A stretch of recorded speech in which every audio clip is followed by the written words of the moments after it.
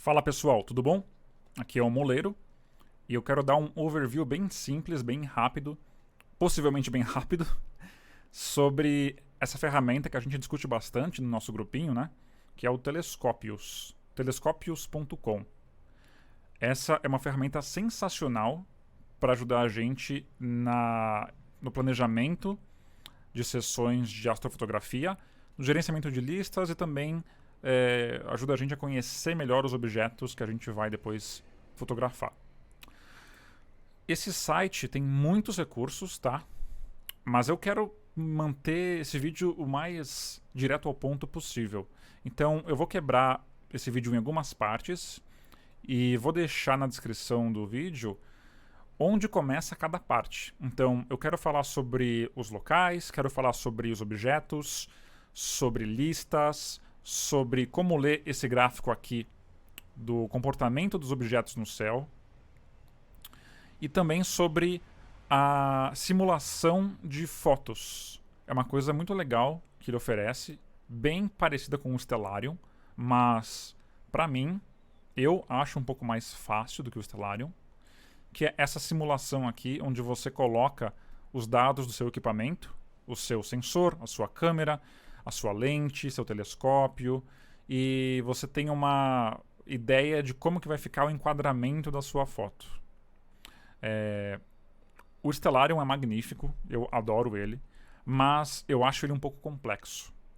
E pelo fato de que você pode acessar o telescopios.com muito facilmente, sem precisar pagar por nada, sabe? Eu acho um pouco mais acessível, um pouco mais fácil mexer nele, especialmente nessa área de simulação, do que o Stellarium. Então eu vou passar aqui pelas áreas do site para que vocês vejam como que eu gerencio as minhas sessões. E depois, se vocês puderem, deixem um comentário aí para eu saber o que vocês acharam, ou então até me mandem lá no Telegram mesmo. Vou ficar muito feliz de saber se vocês acham isso útil ou não. Bom, para começar, vamos ver o que o site faz assim que você entra nele. No lado esquerdo tem um painel chamado Configurações do Observatório. Infelizmente, eu não tenho a opção de mudar para português aqui o idioma. Eu vou manter em inglês, tá? E no lado no centro, aliás, do site, você tem algumas sugestões de objetos por categoria. Nesse caso, está o primeiro aqui selecionado, nebulosas brilhantes, né? E ele já pegou o meu local aqui, Jardim Paulista. Na verdade, não estou exatamente em Jardim Paulista, mas é quase lá, né? Eu estou em Pinheiros, então eu vou fazer o seguinte, eu vou fazer login com a minha conta, porque eu tenho algumas configurações já pré-carregadas, e logicamente eu vou mostrar para vocês como que faz isso também, para automatizar essas informações, né? Então vou fazer login aqui, usando a minha conta, e assim que eu entrar, eu vou poder clicar aqui nesse local e mudar para, por exemplo, Pinheiros, ou Aracaju, ou Belo Horizonte. Essa que é a beleza da coisa. Você não precisa só ficar limitado aonde você está. Você pode planejar suas sessões com semanas ou meses de antecedência. Eu vou mudar para Pinheiros e o dia aqui, vou manter a data de hoje para ver o que está rolando no céu hoje aqui em São Paulo. Mas eu poderia mudar para dia 30, por exemplo, para dia 23 de setembro. Eu tenho as informações dos objetos, da fase da Lua, dos horários em que o Sol nasce e se põe, para todos os dias do ano. Então dá para você brincar muito bem com isso aqui para planejar uma viagem, por exemplo. Mas vamos voltar para Pinheiros. Pinheiros e hoje. Para começar, eu consigo ver aqui algumas informações referentes à nossa noite. Por exemplo, hoje temos uma lua cheia, o que já é um problema para tirar fotos de alguns objetos, né? E a gente vê que a lua vai nascer às 5h55 e vai se pôr às 5h59 da manhã. Ou seja, a lua estará cheia e no céu a noite inteira. Não é um bom dia para fotografia hoje. Além disso, aqui embaixo a gente vê que as condições meteorológicas não tão boas também. Muitas nuvens, e condição de visibilidade está ruim. Ou seja, realmente hoje não vai ter. Mas isso aqui é só um painelzinho que a gente tem vários serviços que a gente vê ali, né, no próprio Cloudy Nights, ou então What's in the Sky. Tem outros serviços que a gente usa que dão mais informações pra gente, mas é bom ter essa referência aqui do lado, tá? Mas o mais legal daqui é de fato a sua possibilidade de brincar com o local de onde você vai fazer a observação ou as fotos. Se eu for, por exemplo, viajar, vamos supor, para algum outro lugar, algum deserto, vamos colocar aqui, sei lá, o Atacama, eu vou adicionar um local, clicando aqui no Add Frequent Location, e vou buscar aqui, ó, Atacama, Chile, San Pedro de Atacama, é isso mesmo. Não sei porque eu fiz esse sotaque italiano, ignore. Ele já vai popular as coordenadas geográficas, né, latitude e longitude, com os dados de Atacama, e eu vou salvar aqui, ó, Atacama. Save. Muito bem, eu posso selecionar agora o Atacama. E algumas sugestões de alvos vão mudar, porque logicamente eu mudei as latitudes, as coordenadas, né, latitude e longitude, que eu selecionei para o meu observatório. Então isso é muito legal para você planejar viagens e saber quais que vão ser as condições de visibilidade dos objetos e quais objetos vão estar disponíveis para aquele local que você está indo com antecedência. Mas vamos fingir que hoje daria bom aqui em São Paulo, né? Olha que beleza aqui no Atacama. Nuvens excelente, visibilidade boa. Imagina que isso fosse aqui em São Paulo, tá? Eu vou voltar aqui para Pinheiros. Como que eu vou saber quais objetos eu posso fotografar hoje de noite? É muito frustrante quando você sai para tirar as fotos do céu e não sabe para onde apontar a sua câmera, né? Isso é uma coisa que faz a gente perder muito tempo. E de modo geral, a gente pode evitar isso tendo a informação ou estudando como que está o céu em cada época do ano. Eu particularmente gosto bastante de trabalhar com listas. Vou falar um pouco mais sobre elas daqui a pouco. Mas se for um local que eu não tenho tanta familiaridade da visibilidade, de qual pedaço do céu está disponível para mim, eu posso fazer uma busca para os objetos que estão disponíveis hoje, tá? Suponhamos que a gente não tivesse nuvens hoje aqui tão carregadas em São Paulo, o que eu faria, tá? Considerando que temos uma lua cheia, é muito difícil para mim tirar fotos de galáxias. Por quê? Porque as galáxias emitem luz em todas as frequências do espectro visível. E eu tenho alguns filtros que me ajudam muito a tirar fotos aqui em São Paulo, e esses filtros são de banda estreita. Ou seja, eles permitem que apenas parte do espectro visível passe pelos filtros, e essa parte corresponde aos elementos que as nebulosas emitem. Assim eu consigo, por exemplo, evitar que a poluição de São Paulo entre nas minhas fotos. Portanto, por mais que estejamos começando nossa temporada de galáxias aqui nesse ano, eu vou evitar, por enquanto, buscar por galáxias, já que eu não conseguiria tirar fotos dela daqui da capital, tudo bem? Ou seja, tem outros tipos de objetos que eu posso buscar para fazer uma listinha do que eu posso fotografar hoje. Eu vou começar com as nebulosas, por exemplo, tá? Assim que eu clico no tipo de objeto, você pode ver que ele já dá algumas sugestões. E essas sugestões têm como base diferentes atributos. Por exemplo, a posição desses objetos no céu, pro local do meu observatório, a magnitude aparente desses objetos, o tamanho aparente desses objetos. Então tem muita coisa legal que eu consigo verificar só de já clicar nos objetos, né, e ver as sugestões desse dia para mim. Agora, e se eu quisesse fazer uma busca um pouco mais completa? Se eu quisesse não separar por objetos, mas, por exemplo, se eu quisesse ver por tipo de objeto. Quais objetos vão ficar disponíveis para mim durante mais tempo hoje de noite? Nesse caso, eu posso fazer uma busca um pouco mais detalhada indo nesse menu aqui no site Targets, que são alvos, né, objetos, e escolhendo o tipo de objeto que eu quero buscar. Nesse caso, vamos de Deep Sky, né, objetos de espaço profundo. Vocês vão ver que aqui a gente tem um catálogo enorme de objetos e que, por padrão, ele está sendo ordenado por magnitude, né? Ou seja, o brilho aparente, né, desses objetos. Porém, eu posso fazer várias alterações nos meus filtros para identificar os objetos que ficariam mais tempo no céu aqui onde eu estou. Começando pelo primeiro parâmetro. Objetos que estão visíveis entre um horário e outro. Por padrão, o site já está carregando os horários em que está escuro, a partir das 7 e 8 da noite até as 5 e 6 da manhã.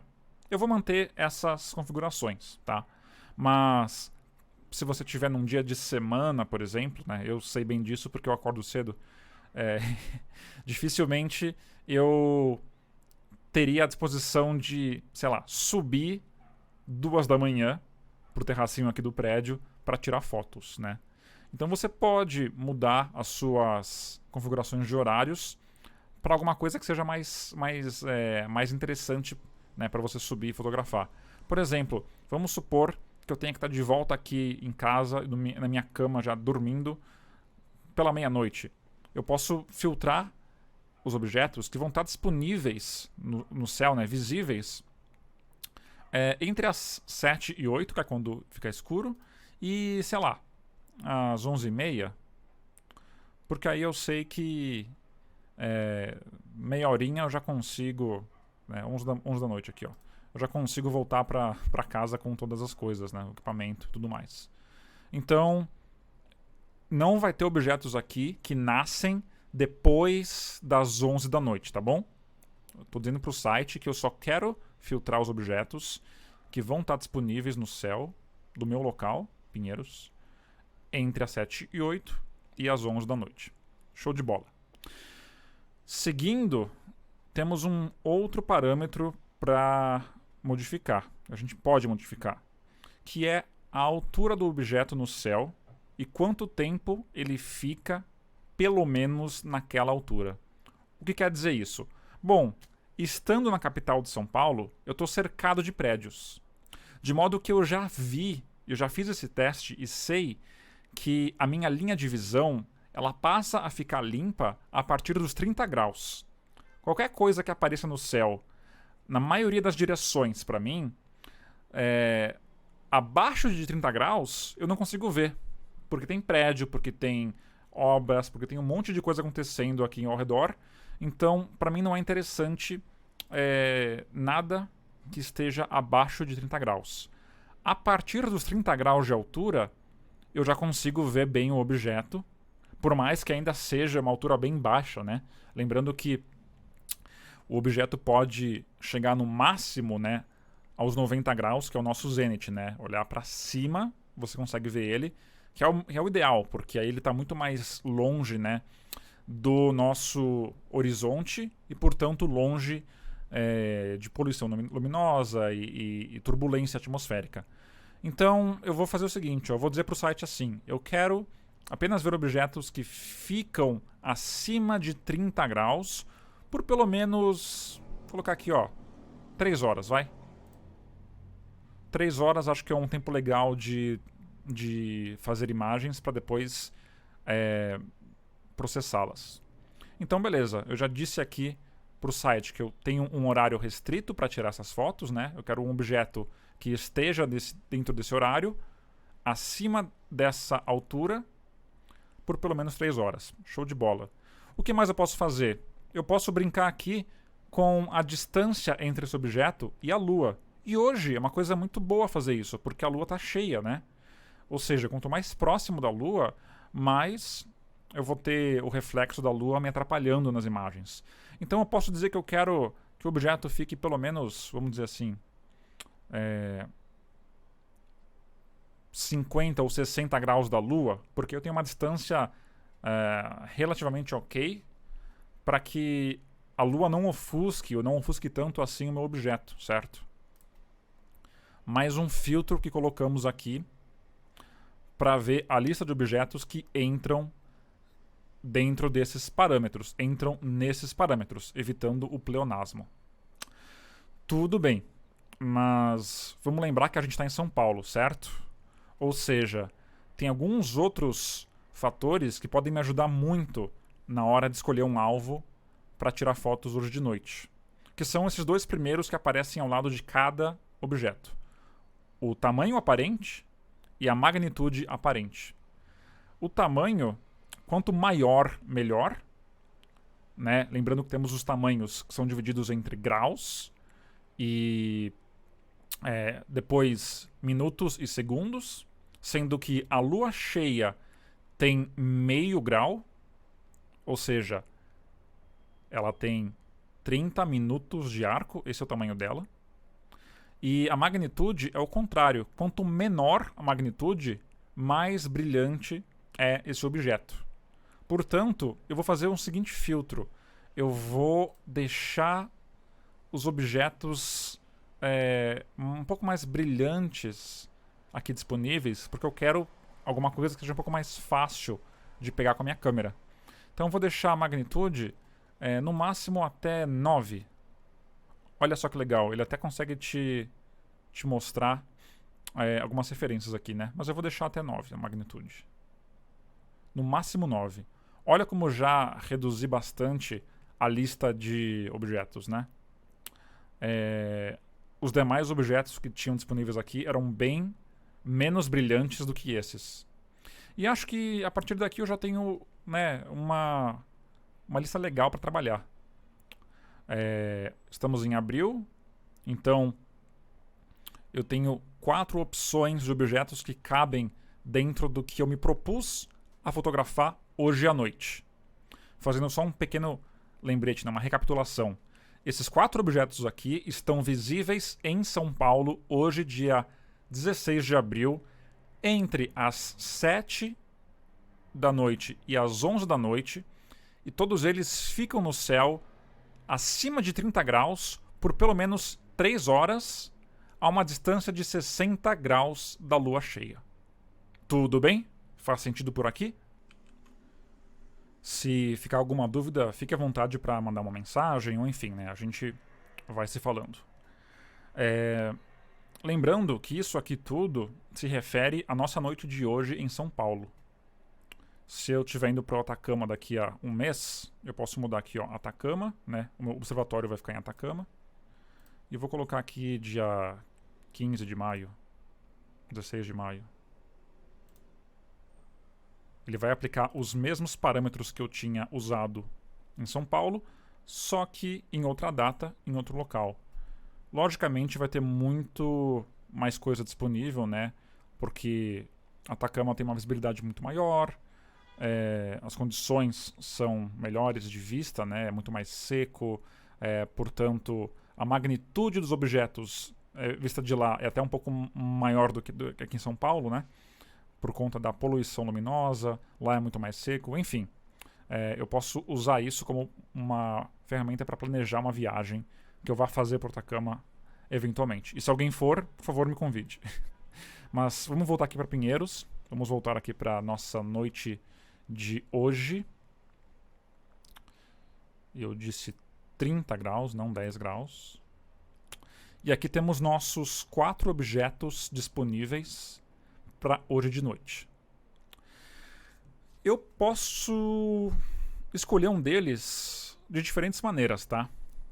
Eu posso pensar em um que seja bem grande e bem brilhante, Posso pensar em algum que seja não tão grande, mas que tenha muito tempo de céu, ou algum outro que esteja bastante alto no céu, né?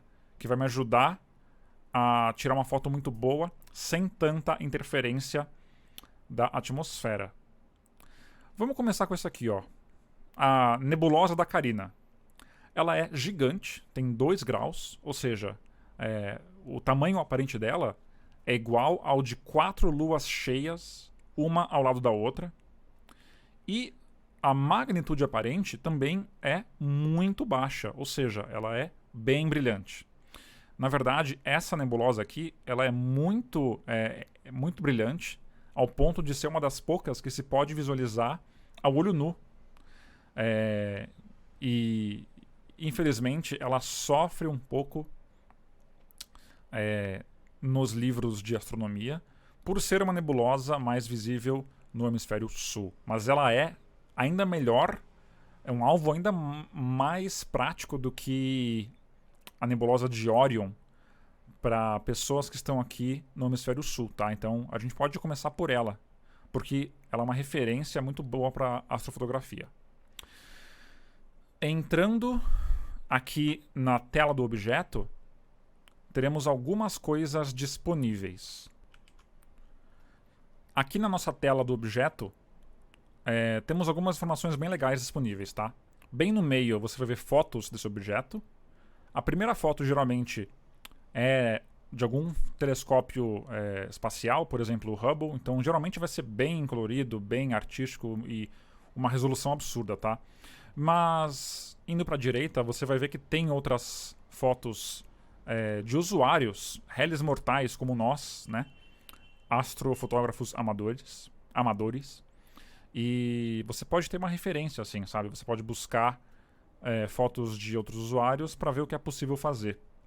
Até porque o telescópios tem integração com o Astrobeam, portanto você pode linkar a sua conta Astrobeam para que ela sincronize com o telescópios e a sua fotinha apareça aqui como uma referência para os outros usuários. No lado esquerdo, a gente continua com esse menu do nosso observatório disponível. No lado direito, temos algumas coisas bem interessantes. Para começar, temos essa caixinha de ações que a gente pode fazer com esse objeto. A gente pode, primeiro, colocá-lo em alguma lista, e vocês vão ver que eu já criei listas aqui com base nos dias, nos meses do ano, tá? Então, para mim, por exemplo, a nebulosa da Carina já está na minha lista de fevereiro, março, abril e maio, tá? Mas eu poderia criar uma lista nova chamada Viagem Atacama, por exemplo, tá? E colocar esse objeto lá. Eu posso abrir ele no Stellarium. Eu não sei se eu vou precisar fazer um... Ah, não. Eu teria que fazer uma configuração aqui antes, mas tudo bem, não é necessário. Se você tem o Stellarium instalado, você pode fazer isso. Você pode também tirar uma foto e subir essa foto direto para o site. E por último, você pode ativar um lembrete para que você receba um e-mail do Telescópios quando estiver próximo da data de oposição desse objeto. O que é oposição? Você me pergunta, moleiro. Oposição basicamente é quando o objeto chega na altitude máxima que ele pode chegar no céu, tendo como referência uma dada localização. Por exemplo, aqui em Pinheiros, esse objeto, a nebulosa da Carina, ela nunca vai estar num ponto do céu mais alto do que 54 graus. Chegaremos lá em 1 minuto, tá? Mas é legal você deixar um lembrete para os objetos mais interessantes para que você saiba quando estiver se aproximando o momento de se preparar para buscá-lo em alguma sessão, tá? Passando essa caixinha de ações, temos aqui mais algumas informações disponíveis sobre o objeto. E que informações são essas, moleiro? Bom, a gente tem um overview sobre como esse objeto se comporta no céu durante o ano, e também durante o dia. A gente pode começar com o dia, por exemplo, já que a gente está planejando uma sessão de fotos hoje à noite, certo? Então você vai perceber algumas informações bem interessantes aqui nesse gráfico. Para começar, temos esse tracejado que representa o caminho que o objeto percorre durante o dia de hoje. Temos uma linha verde que significa uma altura que a gente já estabeleceu no nosso filtro, né, que é 30 graus nesse caso. Ele vai dividir, né, o dia em dois momentos, né, quando o objeto está abaixo de 30 graus e depois quando ele está acima de 30 graus. É isso que a linha verde faz. E no fundo, você pode ver que tem tons diferentes de cores, né? Sendo que esse cinza um pouco mais escuro representa o dia, esse cinza mais claro é a transição e esse preto é a noite. Então a gente sabe o período em que o objeto fica disponível, visível pra gente durante a noite, né? Ou seja, quando acaba aqui o dia, né, passa a ficar escuro mesmo, 7 da noite, ele tá nessa altura de 48 graus. E ele fica na noite acima de 30 graus até quase 2 da manhã. E aí se você olhar até um pouco antes aqui, né, você pode ver que ele nasce, ou ele fica acima do horizonte desde o meio-dia, né? Ou seja, agora ele já está acima do horizonte. Só que não dá para ver. Primeiro porque tá de dia, né? Tá muito claro pra gente conseguir ver a Carina. O céu vai estar azul. E depois porque ele tá muito baixo também, né? 5 graus, 4 graus, enfim. A partir dos 30 graus dá pra ver, só que tá de dia ainda. A partir das 7 da noite já tá escuro e também já tá bem alto no céu. Então, se eu fosse tirar uma foto da Carina hoje, eu me prepararia para começar a alinhar o meu telescópio, minha montagem, enfim, umas 6, 6 e meia, e às 7 da noite eu gostaria de ter tudo pronto já, para já começar a tirar minhas fotos, né? E eu teria aqui, ó, das 7 da noite até mais ou menos as 2 da manhã, esse período aí de 7 horas, para fotografar a Carina, acima de 30 graus, com o céu escuro. Então isso é bem legal porque ajuda a gente a entender qual que é a nossa janela de tempo para tirar a foto desse objeto. Então é basicamente isso que a gente vê ali nessa configuração do dia, tá? E além do dia, temos uma outra aba que é para o ano. E ela é um pouquinho diferente, mas ela nos diz mais ou menos a mesma coisa. Esse gráfico é bem parecido com o gráfico do dia, só que você tem mais uma opção aqui, que é o horário. Esse horário que você escolhe aqui é um horário que para você seja factível de sair para fotografar. Para mim, por exemplo, 10 da noite é um ótimo horário, porque eu tenho tempo, né, de me preparar, de estar lá antes disso e tenho algumas horas ainda antes de dormir. Então eu posso deixar aqui como 10 da noite um horário factível de tirar essas fotos e ver como que esse objeto se comporta durante o ano às 10 da noite. Então, por exemplo, aqui em abril, às 10 da noite, ele está 54 graus de altura, né? Ou seja, ele está em oposição, na verdade, porque essa é a altura máxima que a Carina fica aqui em São Paulo, né? Então tá ótimo para mim tirar foto da Carina às 10 da noite. Só que se eu voltar para Carina daqui a um mês, lá em maio, dia 16 de maio, ela já não tá tão alta. Ela tá em 44 graus. Se eu vier tirar uma foto da Carina às 10 da noite, em agosto, olha lá, 5 graus. Eu já nem consigo ver ela daqui de São Paulo. Ela tá muito perto do horizonte, tá? Então eu consigo também planejar a minha sessão da Carina durante o ano, né? Sabendo que eu posso tirar foto dela às 10 da noite em abril, em maio, até um pouquinho em junho. Depois eu fico alguns meses sem conseguir vê-la. E aí ela volta a subir, né? Começar a subida dela lá para janeiro nesse horário. Agora, eu poderia ter a madrugada inteira disponível para mim, por exemplo, tá? Então, se eu mudar o meu horário das 10 da noite para as 2 da manhã, olha como muda o gráfico. Às 2 da manhã, eu já não consigo ver a Carina tão alta assim no céu. E ela está quase se pondo já. Então eu tenho muito pouco tempo de sessão para ela, né? Agora em abril. Em maio, eu não consigo ver a Carina às 2 da manhã, né? Numa condição legal. Porque ela já está aqui, ó, 16 graus, 15 graus. É muito baixo. Muito baixo. E de novo, né? Muito pouco tempo dentro, né, da janela em que ela fica disponível no céu. Eu posso pensar em tirar fotos da Carina de madrugada às 2 da manhã, novamente, lá para dezembro.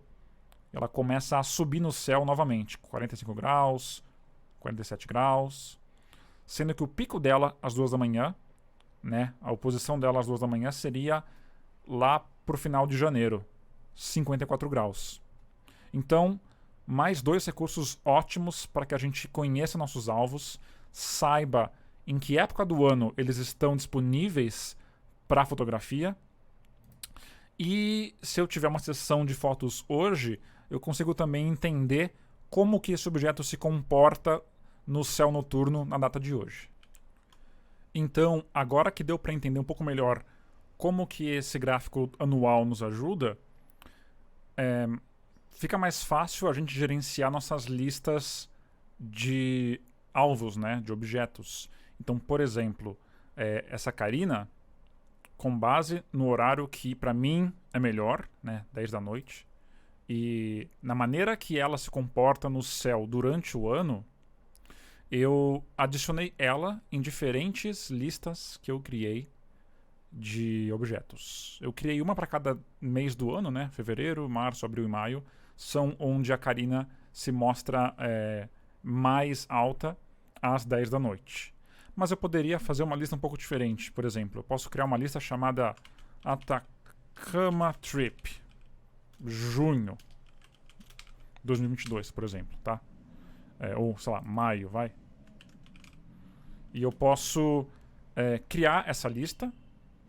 Ela vai estar aqui em ordem alfabética, né? Tanto que foi por isso que eu numerei elas, né, de acordo com cada mês do ano.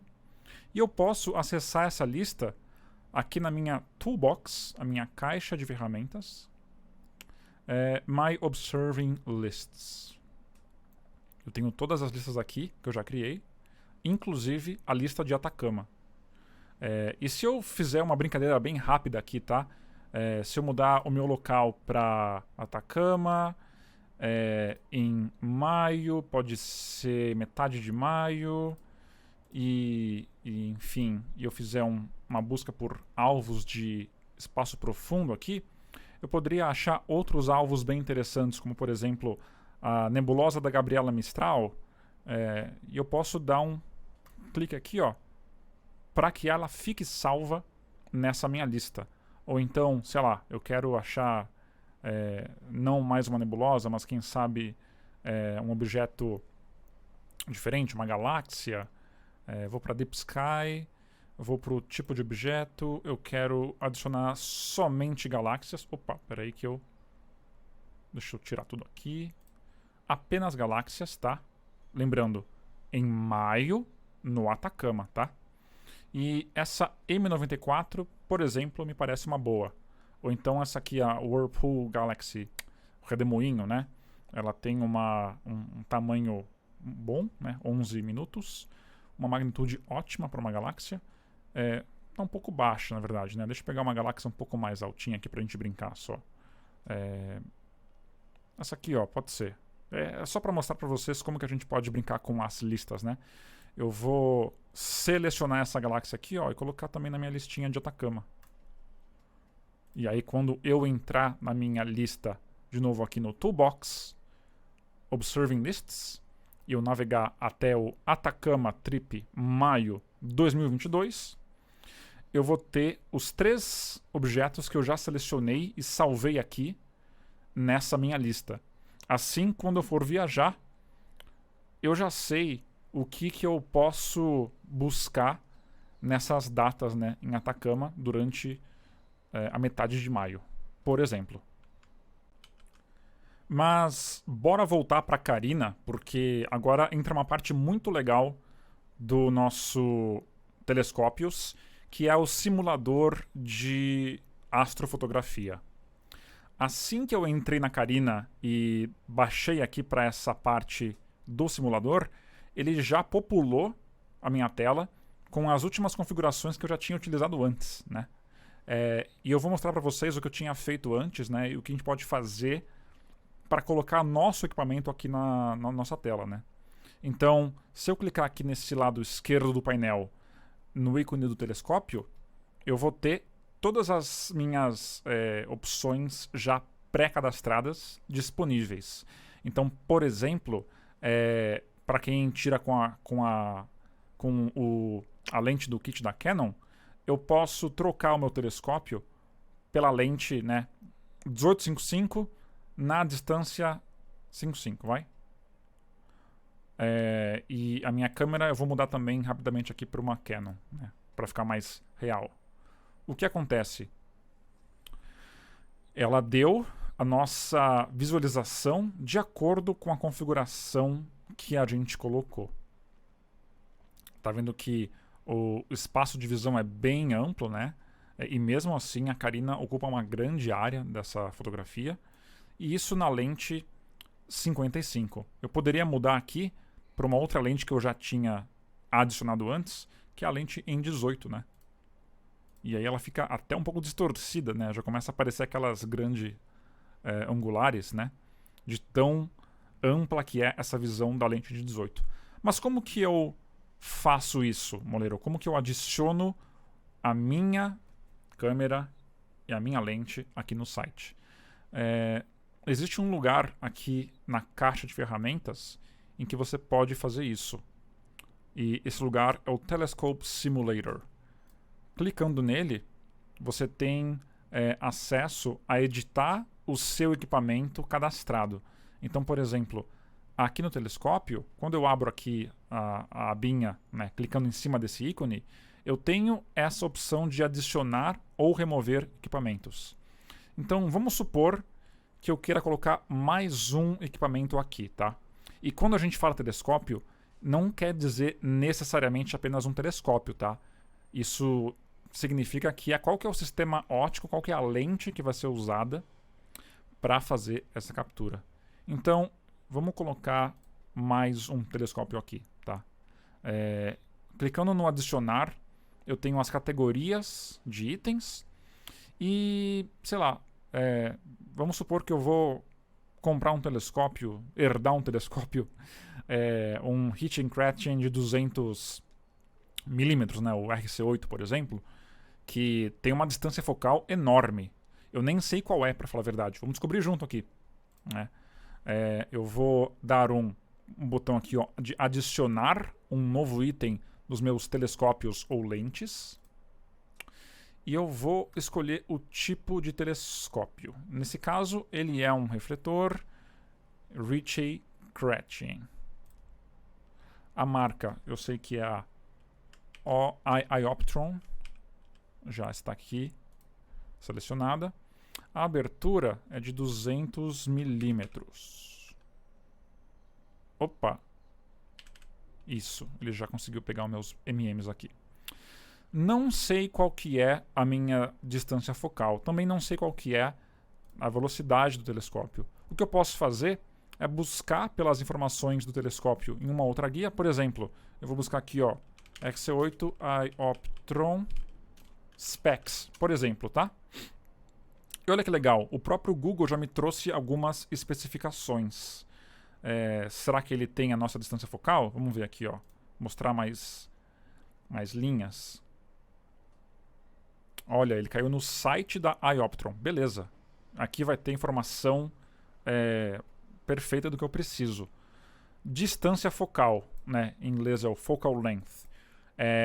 1624, tá? Então eu posso colocar aqui a 1624. Essa vai ser tanto a distância mínima quanto a distância máxima, porque, né, o telescópio você consegue mudar essa distância, assim como a gente faz, por exemplo, com uma lente, né? Na lente do kit da Canon, você tem a mínima 18 e a máxima 55, né? No caso do telescópio, não. Ela é uma só. E a nossa velocidade é f8. Não é muito rápido, mas também, né? É um telescópio enorme. Então tudo bem, coloquei aqui o f8 e eu vou colocar aqui, olha quantos nomes. não Google, não quero preencher meu telescópio com o meu nome. Eu vou colocar aqui, ó, o iOptron RC8, que são 8 inches, né? 8 polegadas. Não é um finder scope, é um telescópio. Eu vou salvar aqui o meu telescópio novo que eu acabei de colocar no meu telescópios. Agora, se eu voltar ali para minha lista de observação, se eu voltar lá para minha lista do Atacama e, de novo, entrar na Carina, eu vou ter uma opção a mais agora para tirar a foto, né, o preview de como que a minha foto ficaria olhando para esse objeto. Eu venho aqui no telescópio e agora eu vou no meu RC8. Ele até me dá aqui a distância focal, ele me dá a abertura e aqui está ele.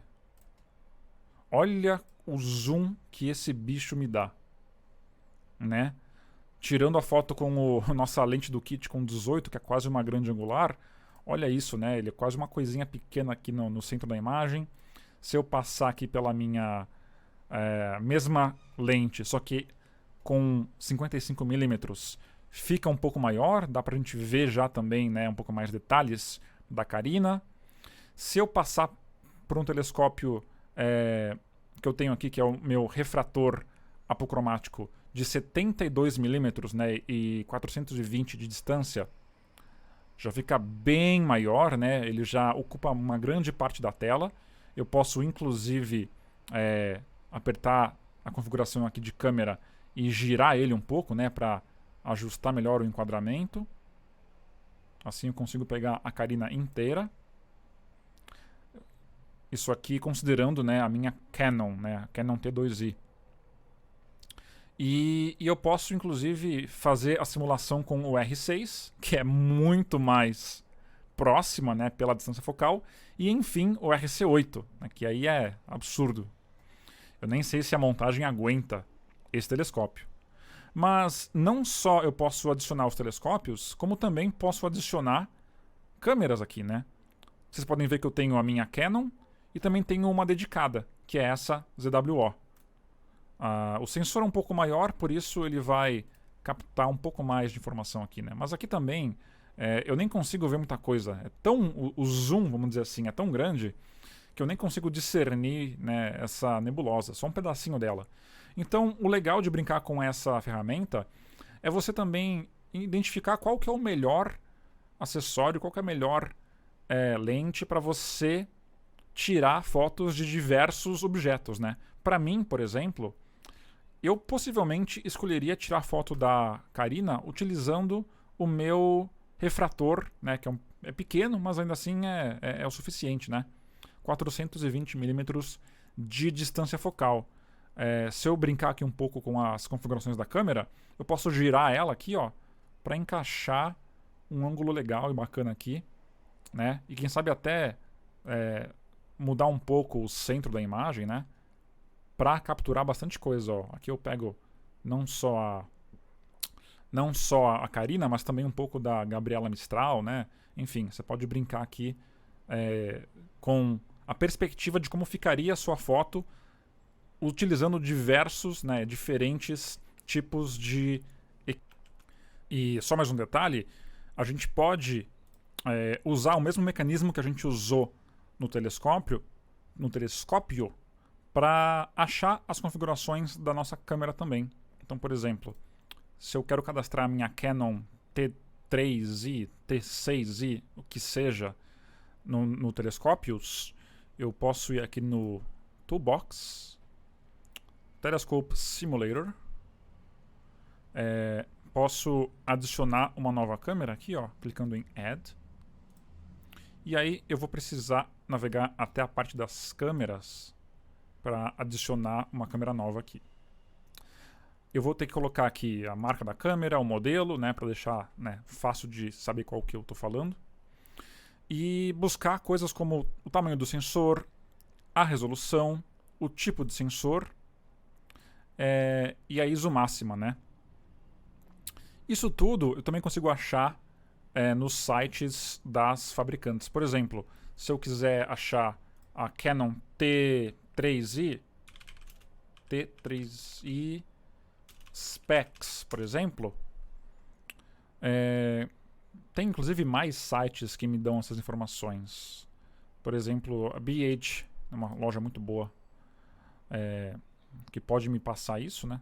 T3i. Não quero comprar, quero só ver as specs. Aqui estão, ó.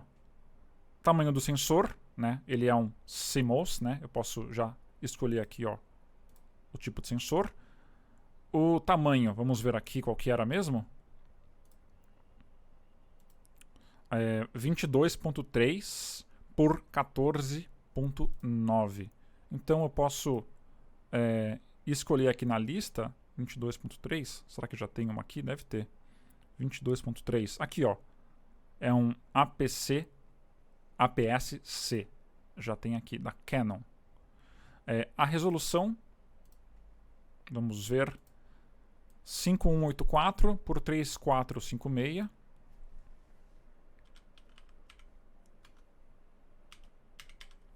(3456) 3456, 3456, que loucura. Tá aqui. E aí eu coloco aqui, ó, Canon Rebel T3i. Máximo ISO, eu acho que deve ser 6400. Não que a gente vá usar. Aqui, ó, é isso mesmo.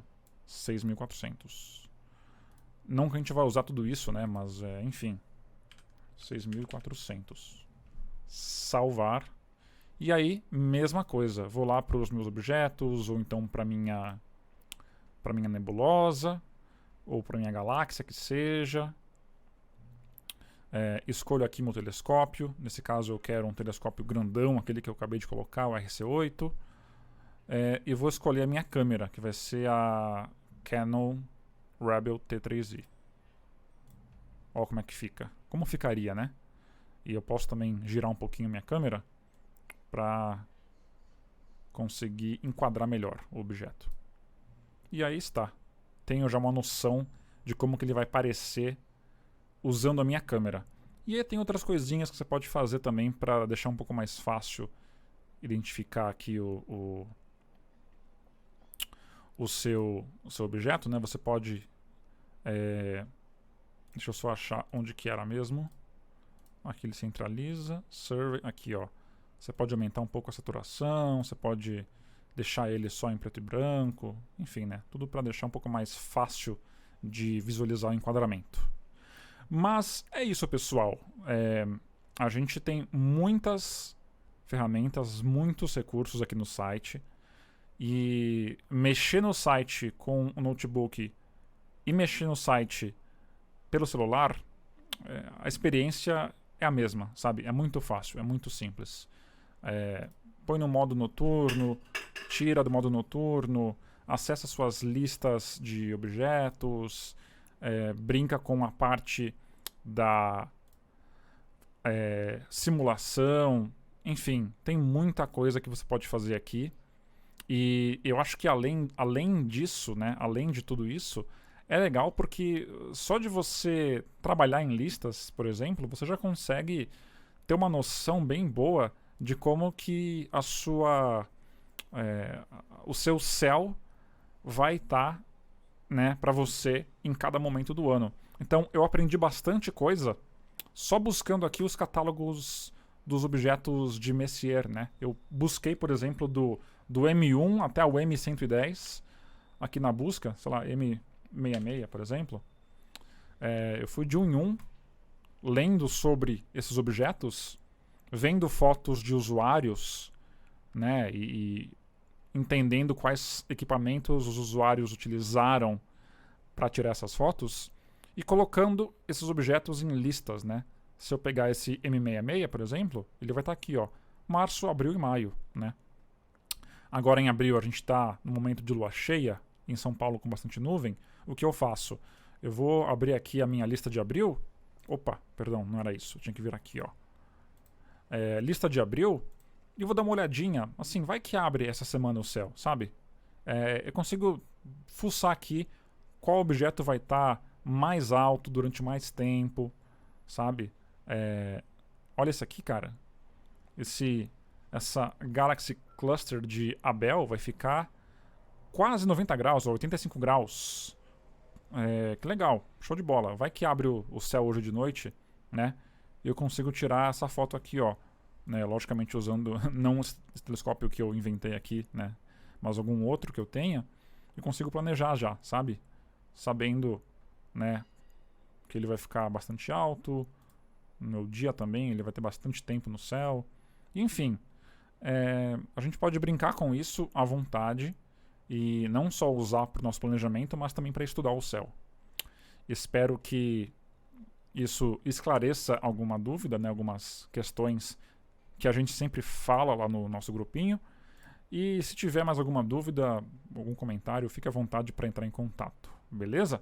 Um grande abraço e céus limpos.